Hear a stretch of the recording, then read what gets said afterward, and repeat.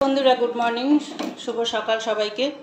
আর সকাল সকাল উঠে তো এই কাজগুলো যা কাজ থাকে সেগুলো তো থাকেই, আর তার সঙ্গে এবার আজকে ভাবছি কি যে কিছু ড্রামগুলো খালি হয়ে রয়েছে, তো সেগুলো আজকে ধোয়া মাজা করব। আগে চা খেয়ে নিই, চাটা খেয়ে তারপরে হাঁপিয়ে গেছি, ঘর ঝাড় দেওয়া, বাইরে ধোয়ানো, এগুলো তো সেরে টেরে এবার চা খেয়ে ড্রামগুলো মাজতে থাকবো। চা ফুটে গেছে, এবার নামিয়ে নেবো। আর বেশি ফোটানোর দরকার নেই, অনেক দেরি হয়ে যাচ্ছে, অলরেডি 8টা বেজে গেছে।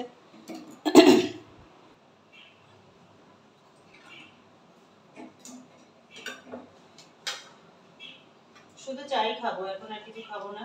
একটু চা না খেলে কাজের ঠিক আমেজটা পাচ্ছি না, আর অনেকক্ষণ হয়ে গেছে তো হাঁপিয়ে গেছি।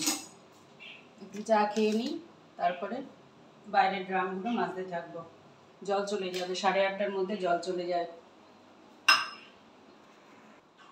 এই ড্রামগুলো এখন এবার মেজে ধোবো, গাগুলো নোংরা হয়ে গেছে। আর যখন এই ড্রামগুলো খালি হয়ে যায় আমি ধুয়ে মেজে নিই, কেন কি না আবার চাল রাখতে পারবো, বা যাই রাখি এখন শেষ হয়ে গেছে সব।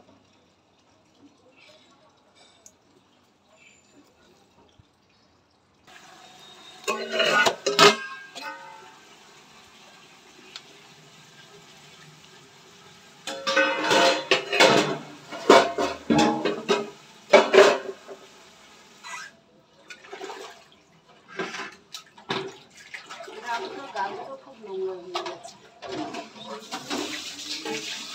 ধুয়ে নিলে না বাইরে যেই জায়গা দিয়ে জং মানে ময়লা হয়ে যাবে, ওখান দিয়ে আবার জং পড়ে যাবে।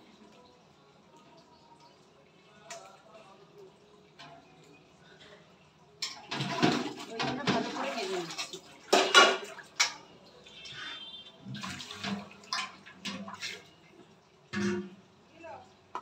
আর এগুলো আমি ঠাকুরের বাসন মাজার জল দিয়েই মাজি, কেন কি না চাল ডাল থাকে তো, এবার সেটাকে এঁঠো করি না।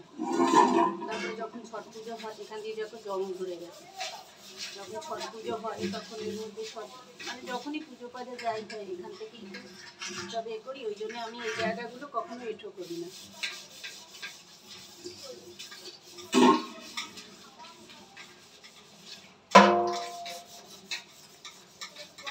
এগুলো পরিষ্কার না করে রাখলে এখান থেকে স্টিল গুলেও তাও কিন্তু জং পড়ে যায়। এই যে এবার জ্বলছি, জংগুলো উঠে যাচ্ছে, আর দেখতেও কিন্তু সুন্দর লাগে।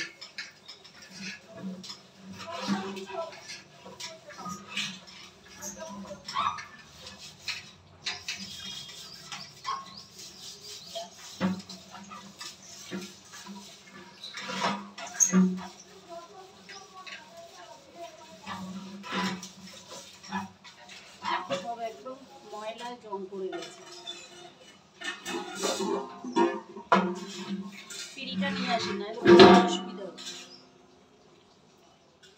আমার দিদির চেয়ারটা নিয়ে আসলাম, এটা দিয়ে বসে মাজতে সুবিধা হবে।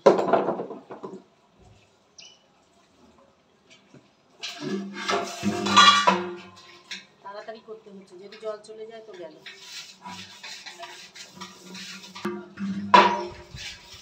এগুলো কি একবার বছরে হয়তো 6 মাসে 9 মাসে একবার মাজা, রোজ তো আর মাজতে পারবে না, পরিষ্কার থাকলে ভালো লাগে। হ্যাঁ করছে আপাতত, নিয়ে নাও।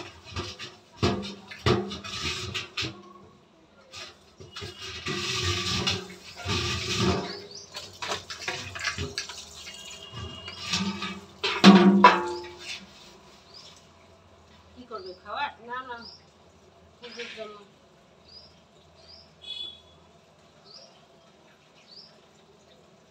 সবসময় তো থাকে না জল, একটা বালতি বাড়িয়ে নেবে, ভরে রেখে দেবে, এবার কোনোদিন না থাকলেও অসুবিধা।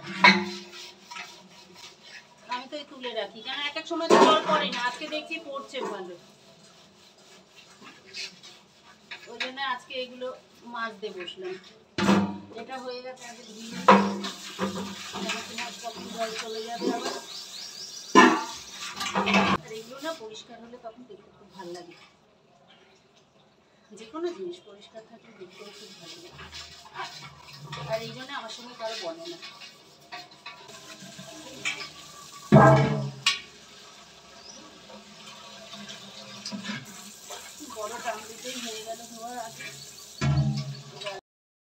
বন্ধুরা এখন বাজে 2:47। এবার বাড়িতে এসে আমি রান্না বসাতে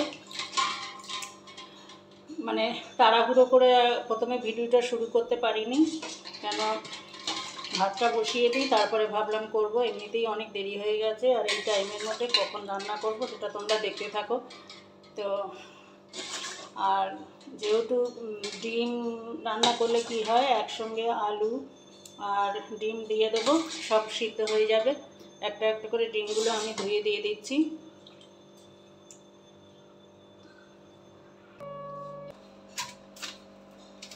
আর এটাকে কুচিয়ে দেবো।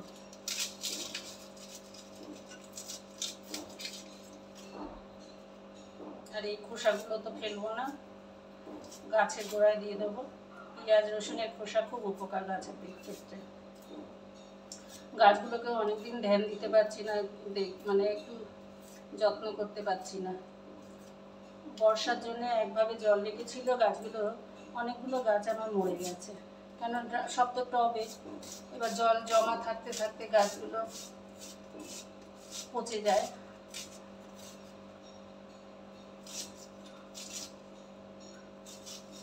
এই পেঁয়াজটাকে কুচিয়ে দিয়ে দিচ্ছি।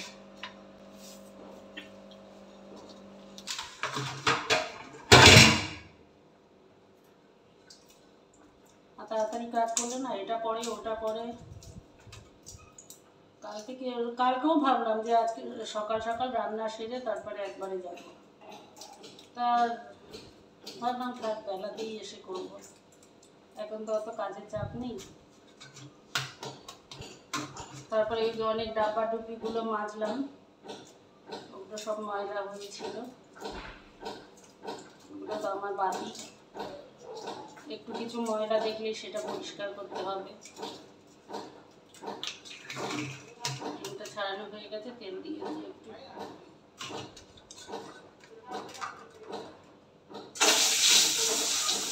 এর মধ্যেই দিয়ে দিলাম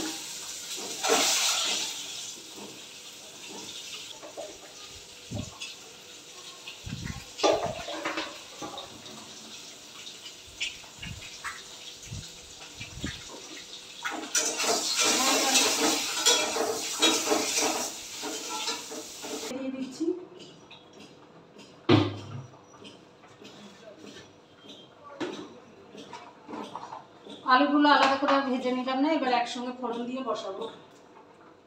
তেজপাতা দিলাম, একটু জিরে দিলাম,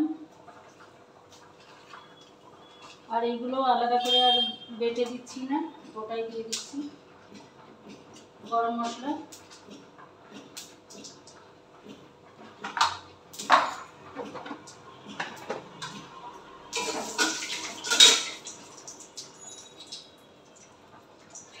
ডিমের খোলাগুলো রেখে দেবো গাছে দেওয়ার জন্য। রসুন,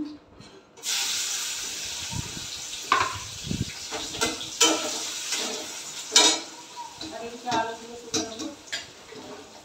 পেঁয়াজগুলো লাল করে ভাজা হয়ে গেছে, আবার ওই মেশিনটা চালাবো। আর টমেটো, পেঁয়াজ বাটা একটু দিলাম, আর পেঁয়াজগুলো ভেজে নিয়ে তারপর আলুগুলো দিয়েছি। তখন ওই যে হরেকমালালা এসেছিলো, এত চিৎকার করে করে মাইক বাজিয়ে কথা মানে করতে, ওই মানে ওটা কষ্ট করে দিয়েছি আর দেখাতে পারিনি। তো এবার হলুদ দিয়ে দিচ্ছি,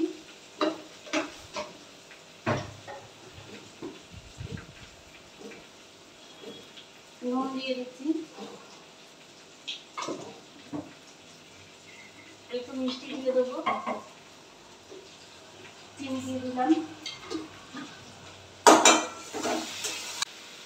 এইভাবে তোমরা করে দেবে, মানে আমি যেমনি তাড়াতাড়ি থাকি, সবাই তো আর এরকম তাড়াহুড়োর মধ্যে থাকে না। আর এটার মধ্যে জিরে ধনে গুঁড়ো একসঙ্গে মেশানো আছে, এটাও দিয়ে দিচ্ছি, 2 চামচ দিলাম। আর লঙ্কার গুঁড়ো 1 চামচ দিচ্ছি।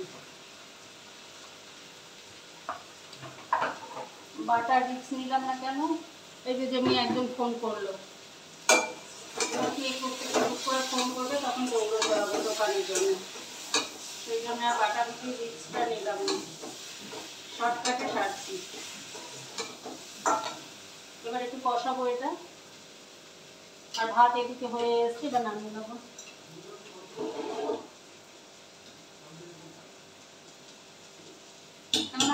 বাকি আছে, একটুখানি হতে থাকুক। এবার ভাতটাকে নামিয়ে নেব। গাডারটা এটা খুলে নিয়েছি।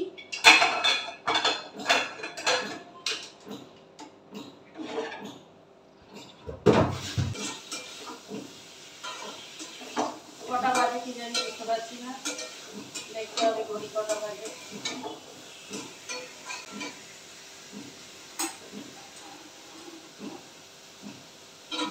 হয়তো বলবে যে বোধহয় এক তরকারি রুটি তো হবে, এক তরকারি আমরা রুটি খাই। পাঁচটা করার সময় নেই আমার কাছে অত।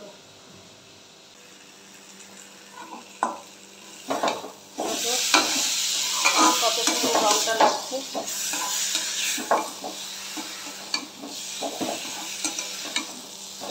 এবার জল দিয়ে দেবো।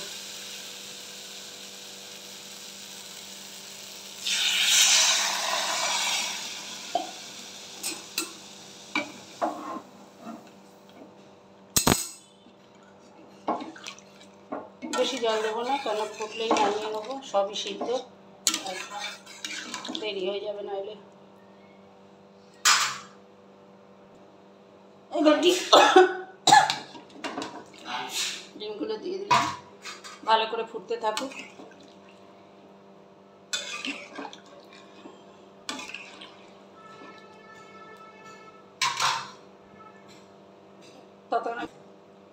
ততক্ষণে ভাতটা বেড়ে এবার ঠান্ডা করতে দিই। এবার নামিয়ে নেবো, একদম হয়ে গেছে।